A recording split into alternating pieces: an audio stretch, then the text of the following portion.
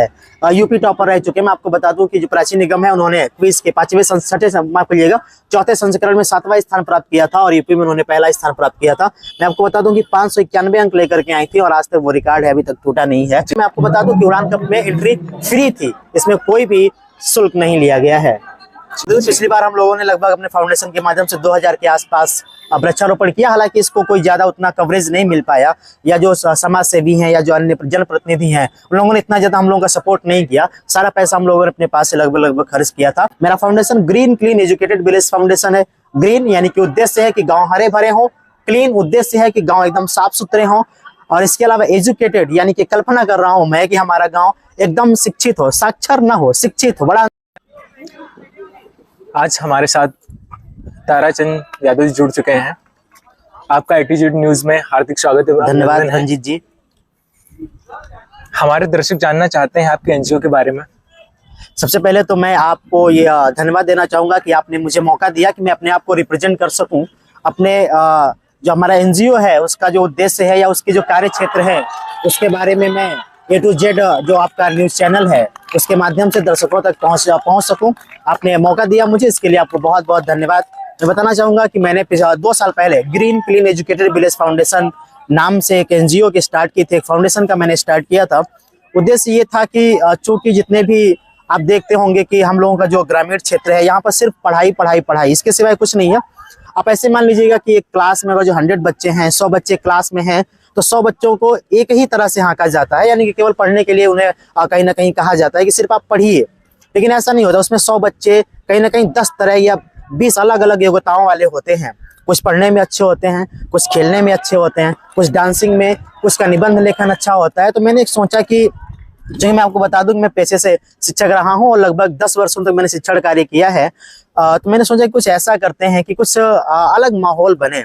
जैसे कि आप देखते होंगे कि बोर्ड परीक्षा होती है, जो अच्छे बच्चे होते हैं उनका तो नाम हो जाता है, जो पढ़ने में अच्छे बच्चे होते हैं उनका नाम प्रतिवर्ष हो जाता है कि वो बोर्ड में अच्छा करते हैं और वो बढ़िया अंक लेके आते हैं, उनका अच्छा खासा नाम हो जाता है। लेकिन जो खेलने में अच्छे हैं उन्हें इस तरीके का कोई माहौल ना तो सरकार दे पा रही थी, ना तो कोई स्थानीय निकाय के लोग इस तरीके से कुछ माहौल दे पा रहे थे। तो हमने सोचा कि क्यों ना कि जो खेलने में अच्छे हैं, जिनकी हैंडराइटिंग अच्छी है, जो निबंध अच्छा लिखते हैं, जिनकी सिंगिंग अच्छी है, जिनकी डांसिंग अच्छी है, उनके लिए भी एक माहौल बनाया जाए, उनके लिए भी उनके बीच भी एक कंपटीशन पैदा किया जाए और ये बताया जाए कि हमारे क्षेत्र में भी इस प्रतिभा के धनी तमाम बच्चे हैं, केवल आप ही नहीं है, इसके अलावा भी। और इसके अलावा आप देख भी पा रहे होंगे कि एक मौका हमने बच्चों को दिया है उड़ान कप के माध्यम से। हमारा एक खेलो यूपी चैंपियनशिप जिसमें उड़ान कप हम लोगों ने इस साल आयोजित किया। आसपास के कुल 16 विद्यालय इसमें पार्टिसिपेट कर रहे हैं और बहुत शानदार मैच आपको दिख रहा होगा कि बच्चों में एक नया उत्साह, कुछ नया कुछ कर गुजरने का एक नया जुनून आपको यहाँ पे दिख रहा होगा। इस प्रतियोगिता से हो सकता है किसी विद्यार्थी का, किसी खिलाड़ी का माइंडसेट चेंज हो जाए और उसकी लाइफ बदल जाए। और यही मेरा उद्देश्य भी है कि मैं अपने प्रतियोगिताओं के माध्यम से विद्यार्थियों के लाइफ को चेंज कर सकूं। मेरा foundation green clean educated village foundation है। ग्रीन यानी कि उद्देश्य है कि गांव हरे भरे हों, क्लीन उद्देश्य है कि गांव एकदम साफ सुथरे हों, और इसके अलावा एजुकेटेड यानी कि कल्पना कर रहा हूं मैं कि हमारा गाँव एकदम शिक्षित हो, साक्षर न हो, शिक्षित हो। बड़ा अंतर है दोनों में। लोग लगता है कि एक ही शब्द है, ऐसा नहीं है। आज दुनिया में साक्षर बहुत सारे लोग हैं लेकिन शिक्षित बहुत कम लोग हैं। हम साक्षर की गणना कर सकते हैं लेकिन शिक्षित होने की गणना नहीं की जा सकती है। इसका कोई मानक अभी तक तैयार नहीं हुआ है। इसके अलावा एजुकेटेड हो गया और विलेज मतलब गांव की कल्पना है। तो इसी शब्दों को चरितार्थ करते हुए हम लोग लगातार नए जो है वो इन्वेशंस कर रहे हैं, नए प्रयोग कर रहे हैं। मैं आपको बता दूं कि अभी हाल ही में ऐसे विद्यार्थी जिनको नए नए इवेंट करने में या नए नए इन्वेंशंस करने में जिनको रुचि है, उनके लिए हम लोग विज्ञान प्रदर्शनी भी लेके आ रहे हैं। अभी हम लोग इसके बाद में एक नोटिफिकेशन जारी करेंगे कि वो विज्ञान प्रदर्शनी आखिर कब होनी है, कब होगी, कहाँ होगी और उसमें कौन कौन से इन्वेंशंस स्वीकार किए जाएंगे। और प्रयास है कि डीएम साहब के माध्यम से उन बच्चों को चयनित किया जाए जो काफी अच्छा मतलब खोज वगैरह करने में काफी उनको इंटरेस्ट है। विज्ञान संबंधी जो बहुत सारी मतलब की खोज करते रहते हैं, उन्हें भी मौका मिले। इसके अलावा डांसिंग सिंगिंग के भी प्रोग्राम हम लोग आगे कराएंगे। यही हम लोगों का जो है वो उद्देश्य है। ग्रीन क्लीन एजुकेशन फाउंडेशन ग्रामीण अंचल पे बहुत बेहतर स्तर पे काम कर रहा है, ना कि वो एक क्षेत्र में, जबकि वो विद्यार्थियों के विकास के लिए और ग्रामीण अंचल को और मजबूत करने में कामयाबी हासिल कर रहा है। चाहे वो शिक्षा के क्षेत्र में हो, चाहे वो स्वच्छता के क्षेत्र में हो और चाहे खेल के क्षेत्र में हो। ग्रीन क्लीन एजुकेशन फाउंडेशन के संस्थापक हमारे साथ थे ताराचंद जी। उन्होंने ग्रीन क्लीन एजुकेशन फाउंडेशन के बारे में विधिवत जानकारी दी दर्शकों को। और मैंने देखा है आपके माध्यम से क्विज कंपटीशन कराए जाते हैं, जी। जिसमें बच्चों को आगे आगामी बोर्ड एग्जाम में उनको देखा हमने सफलताएं मिली हैं। आपके मैं फाउंडेशन के आपको बहुत बीच में सारे रोकना चाहूंगा रंजीत जी। मैं आपको बता दूं कि अभी तक जिन विद्यार्थियों ने मेरे यहाँ टॉप 20 में या टॉप 40 में स्थान बनाया है, उन्होंने बोर्ड एग्जामिनेशन में काफी अच्छा परफॉर्म किया है। यूपी टॉपर रह चुके हैं। मैं आपको बता दूं कि जो प्राचीन निगम है, उन्होंने क्विज के 4थे संस्करण में 7वां स्थान प्राप्त किया था और यूपी में उन्होंने पहला स्थान प्राप्त किया था। मैं आपको बता दूं कि 591 अंक लेकर के आई थी और आज तक वो रिकॉर्ड है, अभी तक टूटा नहीं है। हालांकि उसके बाद भी एक बार और बोर्ड एग्जामिनेशन हो चुका है। तो एकदम बिल्कुल हम लोगों का जो कह सकते हैं आप जो उद्देश्य है वो एकदम स्पष्ट है। और हम लोगों ने शुरुआत में बहुत संघर्ष किया, किसी भी इतना ज्यादा सपोर्ट नहीं मिल पाया लोगों का। हालांकि अब धीरे धीरे लोग उद्देश्य को समझ रहे हैं और वो सपोर्ट करने की स्थिति में है। आपके अंदर विचार कैसे आया कि किसी एक फाउंडेशन की स्थापना की जाए?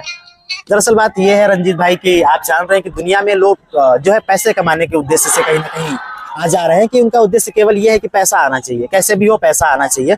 मैंने सोचा कि यार अगर जो मैं भी यही सोचूंगा कि सिर्फ पैसा आना चाहिए या पैसे के लिए काम किया जाए, तो फिर उनमें मेरे में अंतर क्या है। बिल्कुल, मेरा ये प्लान है कि मैं कुछ ऐसा कर जाऊं कि मरने के बाद भी कम से कम 100-200 साल तक लोग याद रखें। तो यही एक उद्देश्य निकल के आया, यही मतलब निकल के आया रास्ता कि क्या किया जाए, क्या किया जाए। शिक्षक होने के नाते चूंकि ये विचार आपने पूछा कि कहाँ से, मैं आपको बता दूं कि मैं पढ़ाता था। तो जब मैं पढ़ाता था तो नोट्स बनाते हैं सब, कहीं आप देखे होंगे कि नोट्स टीचर लोग बनाते रहते हैं। तो नोट्स बनाते थे बच्चे, जब उनका एग्जाम होता था तो वो केवल नोट्स से तैयार कर लेते थे, क्वेश्चन तैयार कर लिया उन लोगों ने और इसके बाद में वो एग्जाम में आता था और वो लिख देते थे।